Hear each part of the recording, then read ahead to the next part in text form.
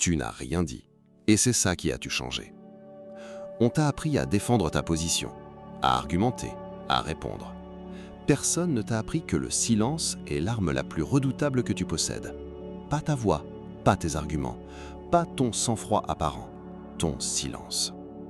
Dans les prochaines minutes, tu vas comprendre pourquoi ne rien dire peut faire plus de dégâts qu'une insulte, pourquoi ça déstabilise, pourquoi ça fait mal longtemps après, et surtout, pourquoi les hommes qui maîtrisent ça traversent les tempêtes sans s'agiter.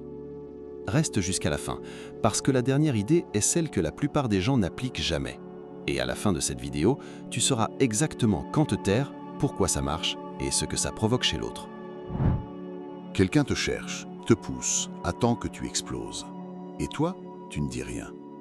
Pas parce que tu n'as rien à dire, mais parce que tu as compris quelque chose que l'autre n'a pas encore compris. Le silence fait mal, vraiment mal. Pas comme une insulte qui claque et disparaît, comme quelque chose qui s'installe, qui reste là, qui occupe l'espace. Les gens qui essaient de te blesser avec des mots ont besoin d'une seule chose, que tu répondes. C'est tout. La réponse, c'est leur carburant. Si tu cries, ils ont gagné. Si tu te défends point par point, ils ont gagné. Même si tu gagnes l'argument, et parfois tu gagnes, ils ont quand même eu ce qu'ils voulaient, parce que tu as joué jusqu'au bout. Marc Aurèle se répétait ça à lui-même, littéralement. Il s'écrivait des notes pour ne pas oublier, que les autres ne peuvent pas contrôler ton esprit, que seul toi, tu peux le faire. C'est pas une belle phrase à poster quelque part, c'était sa façon de survivre à un empire qui cherchait à le broyer tous les jours. Quand tu ne réponds pas, l'autre se retrouve seul avec ce qu'il a dit. Et c'est là que ça devient intéressant. Le silence ne lui donne rien à attaquer. Il rejoue la scène dans sa tête, cherche où il t'a touché, trouve rien. Ce vide-là, il ronge. Et dans quelques minutes, je vais te montrer ce qui se passe exactement dans la tête de quelqu'un que tu ignores, ce que tu provoques sans dire un mot. Mais d'abord, il faut qu'on règle un malentendu. Se taire, ce n'est pas subir, c'est choisir. Il y a une différence énorme entre quelqu'un qui n'a rien à dire et quelqu'un qui décide de ne rien dire. L'un est vide, l'autre est plein, mais retenu. Épictète avait une formule que j'aime bien. À peu près, si quelqu'un te critique, tu peux lui répondre qu'il ne te connaît pas très bien, vu qu'il aurait pu trouver bien pire. C'est de l'ironie froide, efficace. Mais le silence va encore plus loin. Il ne prend même pas la peine de répondre avec de l'ironie. Il laisse juste un blanc. Un blanc, ça ne se réfute pas. Les psychologues appellent ça le gris rocking aujourd'hui. Devenir un rocher gris. Rien d'intéressant, aucune réaction, aucune prise. L'agresseur glisse dessus sans trouver où s'accrocher. C'est une version moderne de ce que les stoïciens pratiquaient sans jamais le nommer ainsi. Ce qui est étrange avec cette technique, c'est qu'elle retourne l'énergie de l'autre contre lui-même. Il a dit des choses pour te déstabiliser, tu n'as pas répondu. Alors ces choses rebondissent dans sa tête à lui. Il se demande s'il est allé trop loin, s'il a l'air ridicule, ce que les autres ont pensé de lui dans ce moment précis. Toi, t'es passé à autre chose. Lui, il tourne encore. Laisse-moi te donner un exemple concret. Marc Aurèle dirigeait un empire. Des sénateurs cherchaient régulièrement à le déstabiliser en public, devant la cour entière. Ils provoquaient, ils accusaient, ils attendaient une réaction. Il les regardait, il attendait. Il ne répondait pas. Et c'est précisément ce silence qui les rendait fous, parce qu'ils ne savaient pas s'il était blessé, indifférent ou en train de préparer quelque chose. Cette incertitude-là, c'était son arme, pas ses légions, pas ses décrets, son calme face à leur bruit. Si ce que tu entends résonne en toi, abonne-toi à Code de Vie. Active la cloche pour ne manquer aucune de ces réflexions. Et laisse un like sous cette vidéo. Ça prend 3 secondes et ça nous aide à continuer ce travail. Sénèque écrivait que la colère blesse d'abord celui qui la ressent, avant même d'atteindre sa cible. Avant. Ton silence accélère ce processus chez l'autre sans que tu aies à lever le petit doigt. Leur propre agitation fait le travail à ta place. Il y a quelque chose de brutal là-dedans. Je ne vais pas prétendre le contraire, mais c'est aussi, et peut-être surtout, une forme de respect de toi-même. Refuser de dépenser ton énergie sur quelqu'un qui cherche juste à la vider.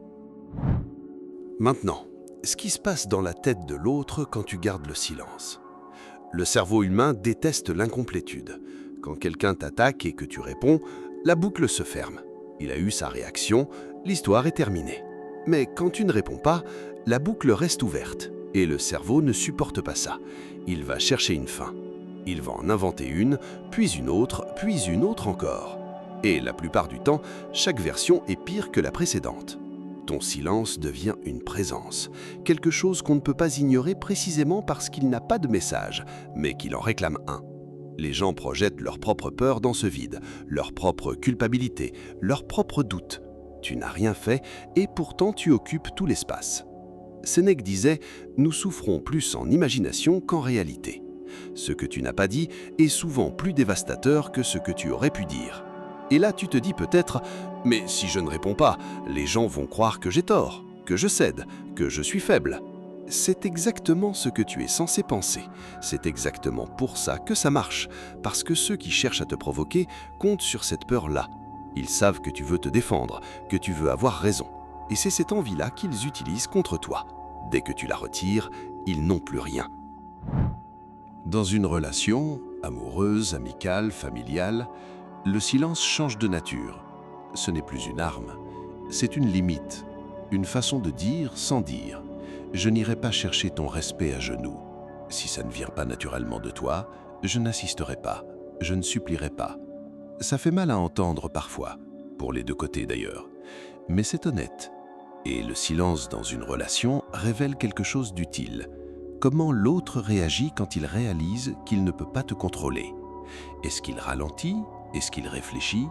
Est-ce qu'il pousse encore plus fort? Est-ce qu'il attend?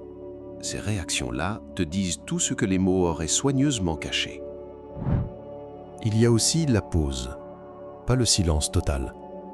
Juste le fait de ne pas répondre immédiatement. Dans une dispute, dans une négociation, dans n'importe quelle situation où l'autre attend que tu réagisses vite, quand la réaction rapide ne vient pas, il comble le vide lui-même. Il parle trop, il explique des choses qu'il voulait garder pour lui, il montre ce qu'il voulait cacher.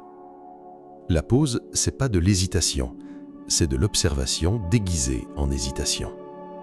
Si cette réflexion fait écho à ce que tu vis, partage cette vidéo à quelqu'un qui en a besoin. Et dis-nous en commentaire dans quelle situation le silence t'a coûté ou t'a sauvé. On lit tout. Ce que je vais te dire maintenant, c'est ce que Marc Aurèle n'a jamais écrit explicitement dans ses pensées, mais qu'il a appliqué toute sa vie sans exception.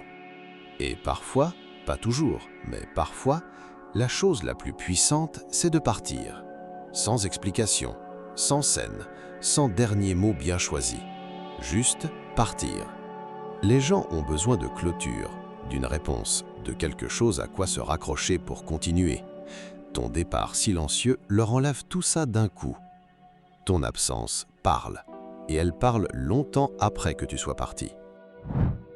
Il y a une dernière chose, celle que j'ai mentionnée au début, celle que la plupart des gens ne font jamais. La plupart des gens utilisent le silence comme une réaction. Quelqu'un les blesse, ils se taisent.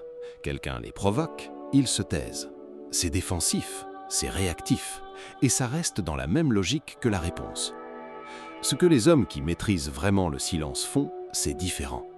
Ils ne se taisent pas parce qu'ils sont blessés, ils se taisent parce qu'ils ont décidé que cette situation ne mérite pas leur voix.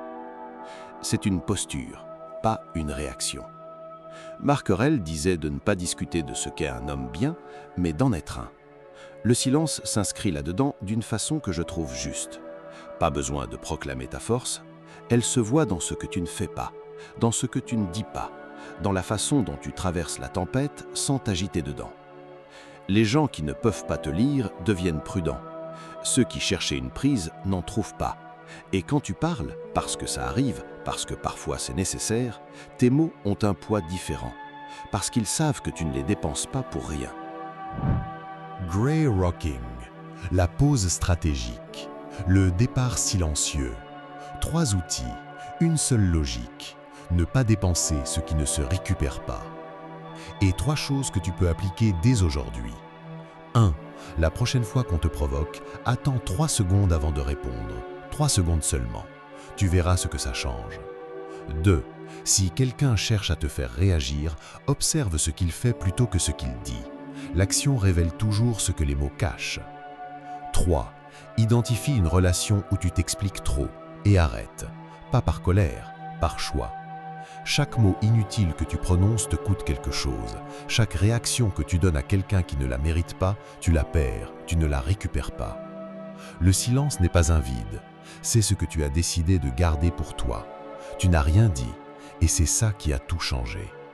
Si cette vidéo t'a donné quelque chose, abonne-toi à Code de Vie. Le lien est dans la description. Active la cloche et dis-nous en commentaire dans quelle situation le silence t'a le plus aidé ou le plus coûté. Ces témoignages-là valent plus que n'importe quelle théorie.